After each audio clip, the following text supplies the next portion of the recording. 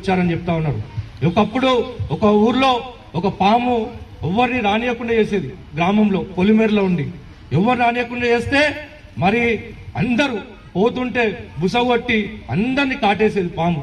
పాము కాటేస్తుంటే ఆ గ్రామస్తులందరూ ఇట్లా ఫ్రెండ్స్ కాలనీ లాగా గ్రామస్తులందరూ ఒక పెద్ద మనిషి ఋషి దగ్గరికి వెళ్ళారు. అంతా, ఓ ఋషి, మమ్మల్ని మొత్తం ఈ నాగుపాము ఎక్కడ పడితే అక్కడ కాటేస్తుంది, మేము బయటికి వెళ్ళలేకపోతున్నాం, పొలమేర దాటలేకపోతున్నాం, పొలమేర నుంచి మళ్ళీ ఇంటికి రాలేకపోతున్నాం, దీనికి పరిష్కారం చూపించండి ఋషి అని చెప్పి ఆ ఋషి దగ్గరికి వెళ్తే ఆ నాగదేవత దగ్గరికి ఆ ఋషి వెళ్ళి, ఓ నాగదేవత, నువ్వు ఒక శివుడి మెడలో పాము, నువ్వు ఇంకోటి ఓ విష్ణుమూర్తికే నువ్వు పరుపులాగా ఉంటావు, ఈ భూమండలాన్ని నీ శిరస్సు మీద మోస్తావు, నువ్వెందుకు ఇట్లా ప్రజలందరినీ కాటేస్తున్నావు, నువ్వు దయచూపు, ప్రజల దగ్గరికి నువ్వెవ్వరు వెళ్ళొద్దు, ఏమనొద్దు, కొంచెం దయచూపు అంటే సరే అని చెప్పి ఆ నాగపాము ఎవరి దగ్గరికి వెళ్ళదు, ఎవరి కాటేయరు.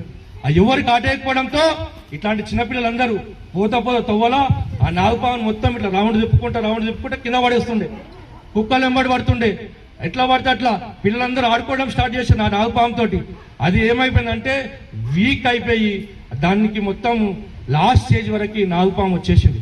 నాగపాము వచ్చిన తర్వాత అదే ఋషి దగ్గరికి పోయి నాగపాము పోతుంది, ఓ ఋషి, నీ మాటలు విని నేను ఎవరిని కాటేయలే, ఎవరి జోలికి పోలే, కానీ ఇప్పుడు చూసినావా నా పరిస్థితి ఏమైంది, ఈరోజు నన్ను చూసి చిన్నపిల్లగాడు చూసి కూడా నన్ను తిప్పి కింద పడేస్తా ఉన్నాడు.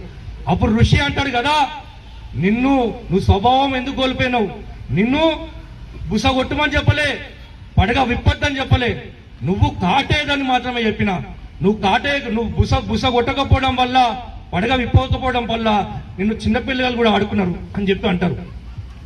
మనము కూడా ఈ విధంగానే హిందూ సమావేశాలు పెట్టకపోతే, ఇదే విధంగా మనం మాట్లాడకపోతే, ఇదే విధంగా మనం ఒక్కతాటిపైకి రాకపోతే ఆ నాగుపాము వల్లే అందరినీ మనం చిన్న చూపు చూసే అవకాశం ఉంది. కాబట్టి ఇక గడప దాటితే మనం అందరం హిందువులమే, అందరం అన్నదమ్ములమే, అందరం భారతమాత ముద్దు బిడ్డలమే. కాబట్టి అందరం ఒక్కతాటిపైకి వచ్చి అన్నలందరూ ఏదైతే ఉపదేశం ఇచ్చారో, ఏదైతే వాళ్ళు చెప్తారో అవన్నీ మనం తూచా తప్పకుండా